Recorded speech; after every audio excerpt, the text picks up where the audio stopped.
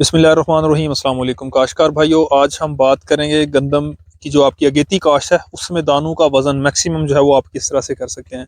Video की start से पहले एक दफ़ा मेरी वालदा मोहतरमा के लिए सूरह फातिहा, 3 दफ़ा सूरह इखलास अव्वल व आखिर दुरूद पाक पढ़ के इसाले सवाब कर दें और उनकी मग़फ़िरत की दुआ कीजिएगा। जज़ाकल्लाह।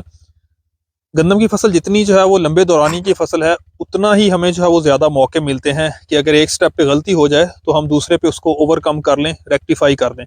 जैसे अगर उगाव कम हुआ है तो हम टिलर्स पे फोकस कर सकते हैं, अगर सिट्टे पे घुंडियों की तादाद कम है तो हम दानों की तादाद एक घुंटी में है उस पर फोकस कर सकते हैं। और जो आखिरी स्टेप है हमारा, ये समझ लें कि जो लास्ट ओवर का मैच है, वो ये है कि हम दानों का जो वजन है, जिसको बुनियादी तौर पर हम 1000 ग्रेन वेट, 1000 दानों का वजन कहते हैं, उसको हम बेहतर किस तरह से कर सकते हैं। इस दफ़ा जो अगेती गंदम लगी थी उसमें बहुत सारे मसाइल रहे। टाइम से जो है वो नाली बन गई और सिट्टे जो है वो अब जो रिपोर्ट मिल रही है फील्ड से वो ये है कि वहाँ पे घुंडियों की तादाद कम है और नॉर्मली 15 से 17 घुंडियों वाले सिट्टे हैं, जहाँ पे खेतों में थोड़ी बहुत जो है वो मिस मैनेजमेंट हुई थी। जबकि पिछले दिनों में ये जो एक महीना मुसलसल धुंध रही है उसमें गंदम ने जो है वो काफ़ी हद तक अपने आप को ओवरकम किया है। जहाँ पे टिलर्स नहीं थे वो भी बन गए हैं, लेकिन फिर भी जो अगेती नाली चढ़ गई थी वहाँ पे जो है वो गंदम के सिट्टों में घुंडियों की तादाद बहुत कम है।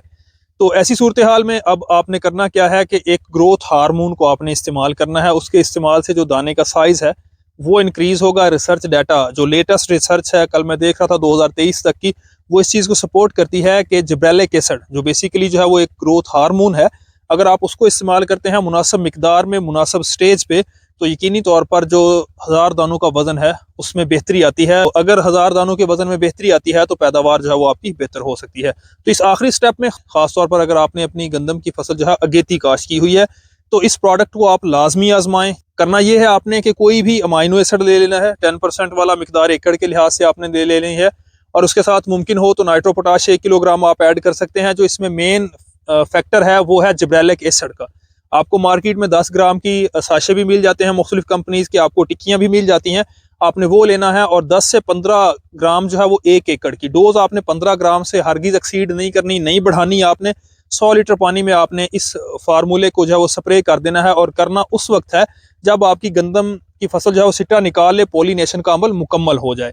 यानी कि ये आप देख सकते हैं कि सिट्टा निकलने के कमो बेश जो है वो 12 से 15 दिन के बाद, क्योंकि जो अगेती काश्ता गंदम है उसमें जो मदर शूट थी उसका सिट्टा जो है वो निकल आता है जल्दी। जो नीचे वाले टिलर्स हैं, खासतौर पर पिछले दिनों के मौसमी हालात की वजह से नीचे से जो है वो नए टिलर्स जो है वो बनते आ रहे हैं।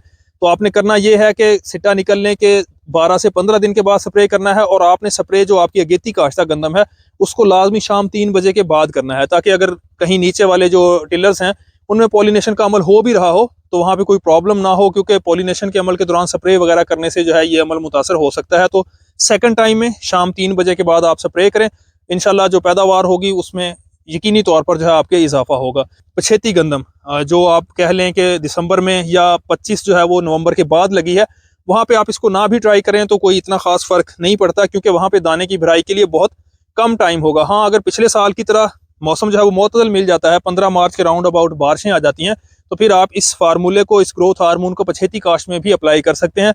वैसे आप इसे अप्लाई कर सकते हैं, लेकिन पछेती काश्त में जहाँ पे दाने की भराई के लिए टाइम कम हो वहाँ पे इसके आपको इतने जो है वो खातिर खा नतायज नहीं मिलेंगे। लेकिन जहाँ पे आपकी गंदम अगेती काश्त है वहाँ पे आप इसको ट्राई करें, आपको बहुत जो है ज़बरदस्त किस्म के जो हौसला अफजा जो है नतायज मिलेंगे। आप जिब्रेलिक एसिड को जो है स्प्रे करेंगे तो जो दाने का साइज़ है वो बढ़ जाएगा। नतीजतन जो उसमें फोटोसिंथेट्स होंगे, जो उसकी भराई होगी वो बेहतर होगी, जिसकी वजह से जो है वो पैदावार में इजाफा होगा। तो होप सो आज की वीडियो खासतौर पर अगेती गंदम के काश्तकारों के लिए पैदावार बढ़ाने के लिए मुआवन होगी। अगर आपका कोई क्वेश्चन हो आप कमेंट बॉक्स में डायरेक्ट व्हाट्सएप के थ्रू या इस वीडियो की डिस्क्रिप्शन में हमारे व्हाट्सएप ग्रुप का लिंक है, आप हमें व्हाट्सएप ग्रुप में ज्वाइन कर सकते हैं।